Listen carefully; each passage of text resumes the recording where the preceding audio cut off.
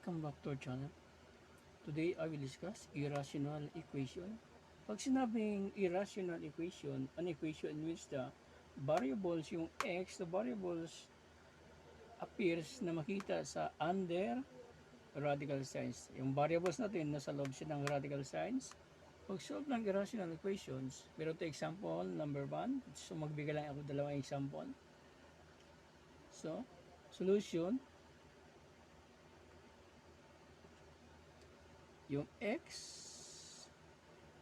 squared minus 3 then radical sign at saka yung 1. Para ma-eliminate yung radical sign, mag-square natin sila both side. Para i-square natin to, ma-cancel yung square root, yung radical sign. So matira x square minus 3. Then ito, i-square mo itong 1, so 1 pa rin. X square, lipat natin si negative 3 maging positive plus 1. Then x squared equals 4. Square natin sila both side. Square ng x square ng 4 ay plus and minus 2. So dalawang value niya, positive 2 at saka negative 2. Substitute natin dito. So ang result niya ay 1 dito equals 1. Sa example number 2, dalawa yung radical natin, isa, dalawa. So hindi natin pati pagsabay-sabay yan. So ang gagawin natin, ilipat natin yung isa sa kabila. Pag naglipat tayo, nagbabago yung sign. So solution. So 2x plus 7. Ito ilipat natin.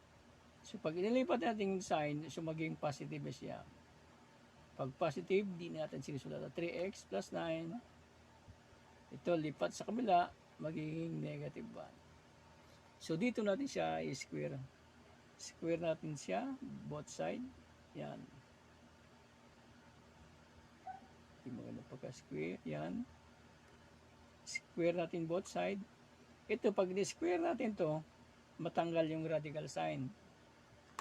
Tanggal. So, ang maiwan, so 2x na lang plus 7 equals ito, parang binomial, kung familiar tayo sa binomial to. Kaso lang, mayroon siya radical. So, ito, square natin to. So, ma-eliminate yung radical. So, maiwan ay 3x plus 9.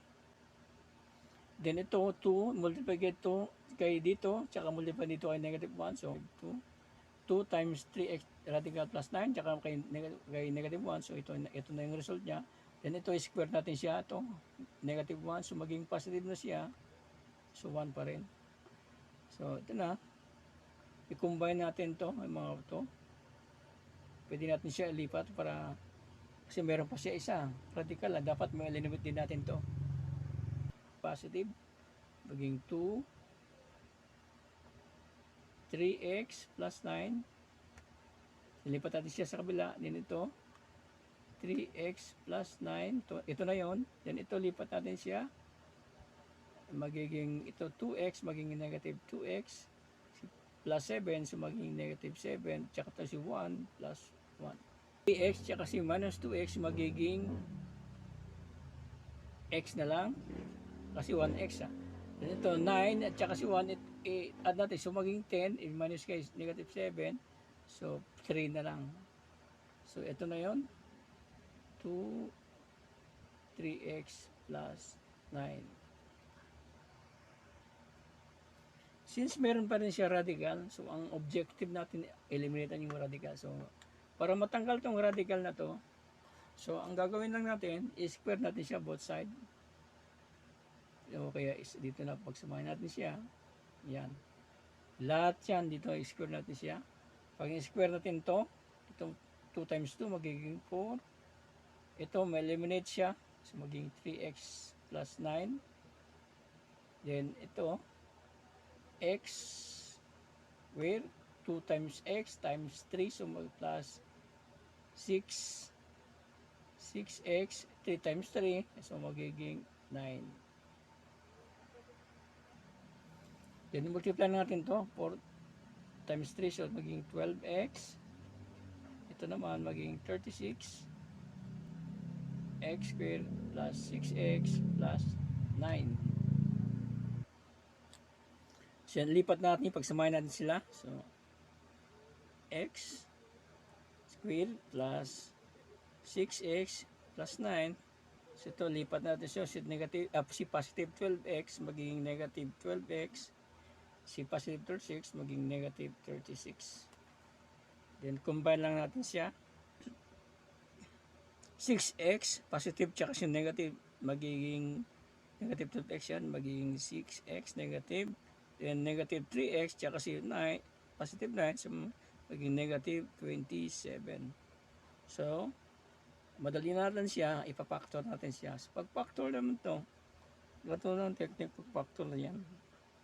Yung x squared minus 6x minus 27, factor ng, meron yan 1 yan, factor ng 1, 1, then 27, middle term niya ay 6. So 3 and 9, cross multiply, so magiging 1 times 3, 3, 1 times 9, so 9.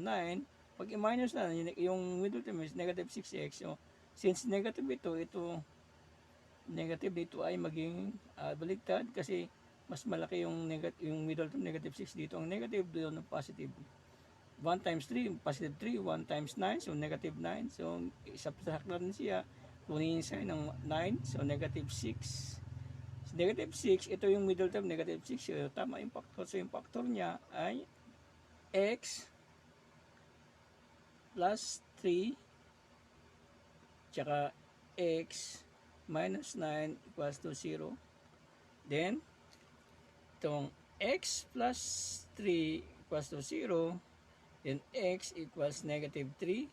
Then, x minus 9 equals to 0. Then, x equals 9. Yung value ng x to, substitute natin doon. Sa channel ko, please subscribe and press the bell para lagi kitang updated sa mababagong video. At mag-comment na rin, i-share. Thank you, bye-bye!